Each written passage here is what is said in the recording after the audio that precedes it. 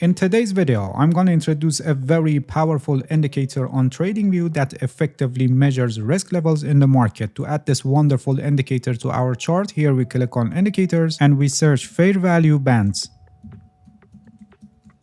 This one. Fair value bands dynamic risk levels, which is an editor specs indicator, and it's written by someone named Quantify Tools. Alright, this is the indicator, and it's one of the most powerful indicators that shows dynamic risk levels in the market. We have other band indicators like Bollinger Bands that show behavior of the market around an average price and deviation from the average price. But unlike the Bollinger Bands that constantly readjust the bands based on standard deviation calculations, this indicator is designed in a way that remains smoother and constant based on special calculations from historical deviations. It actually calculates pivot points above and below the fair value price, which is actually a simple moving average with length of 20, and then based on these informations, it calculates median deviation bands, and they are multiplied up to 3 times to show us extreme levels of deviations. Let me just make these bands a little bit more visible here in the settings. Here it is for the upper band. Let's make this 25%,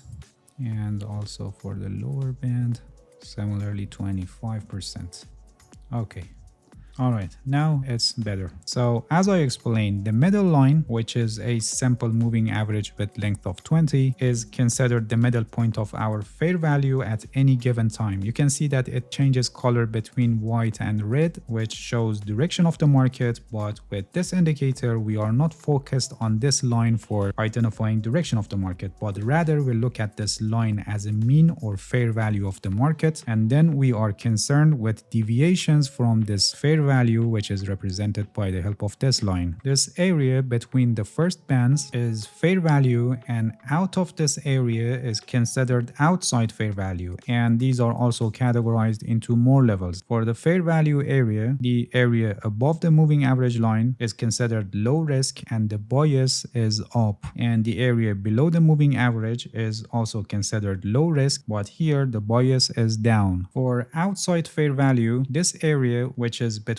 the first band and the second band, it's considered high risk and the bias is up or consolidation. And on the other hand, below the moving average line, the area between the first band and the second band is also considered high risk, and here the bias is down or consolidation. And the area between second band and third band is considered highest risk, and here the bias is down. And below the moving average line, the area between second band and third band is similarly considered highest risk, and here the bias is up. Here also we have a summary table that gives us some statistics about what is going on in this fair value and outside fair value spaces. Each space is assigned a number, and for any of them you can see that we have some statistics about percentage of time that the price spent in that space, and also volume, which is a ratio of volume to volume moving average, which is recorded each time that the price is trading in a given space. Depending on the time frame and volatility of the asset, we can have different distribution in this table. But one thing always remains true. For example, for time, the distribution is a kind of a bell-shaped distribution, which means that as you can see, we have highest amount in the fair value space, which is actually considered low risk area, and then gradually decreases when we move further away from the mean or fair value. You can clearly see that the percentage of time that the price spent in the second and third spaces are considerably lower than the times that the price spent in fair value space. You can see how amazingly this indicator is showing us the normal and abnormal behavior of price. I mean, being in low risk area for approximately 90% of the time, and the rest is for high risk areas. You can see that for the highest risk areas, the price spent nearly 1% of the time in these areas. So I think now you better understand this fair value and outside fair value that we have here on the chart. The table also gives us some statistics about volume, and for the volume, the distribution is in the opposite way. The volume is lowest in the fair value space and it's highest in outside fair value spaces. You can see that we have highest volume in the highest risk area. Definitely you have seen this a lot in practice. When the price of an asset is increasing or decreasing considerably, many people just trade emotionally and buy or sell in the fear of not missing out. And this indicator is amazingly showing this on the chart to help us identify different risk levels on the market. Based on this table, we can conclude that when the price is outside fair value, it's a rare event, especially when it's in the highest risk area. And the more that the price is outside the fair value, the more volume we see, which shows abnormal behavior when the price is outside its fair value. In the ideal situation, when we have a perfect trend like this downtrend forming from here, the price stays in the fair value space, and the fair value bands provide entry and exit points for trading. These points where the price is around the upper fair band are actually good areas for entering a short position, because it shows that the price is getting closer to the high risk area, so we expect that it will turn back to its fair value. And when the price reaches to the lower band, it's a good opportunity to exit the trade, which because of the same reason, we expect the price may probably turn back to its fair value. One important point that you must pay attention is that when the price is in a downtrend, it has tendency to enter into second space, which is because of selling pressure of the downtrend. So you can also expect rebound of the price in these areas, as you can see. Knowing exactly when the price will turn around here or here actually depends on the volatility of the asset. For example, for less volatile assets like stocks, this band is more probable to be the turning point. But for volatile assets like Forex market or especially crypto market, it's very probable to see the price in the second space, which shows that the market participants show abnormal behavior when the price is declining. And we have the same for the price when it's in an uptrend. Another important point that you must pay attention is that when the price reaches to third space, which is the highest risk area, it can show exhaustion move in the market, and probably we're going to have mean reversion. Here I don't have a good example to show you. Let me go to lower time frame,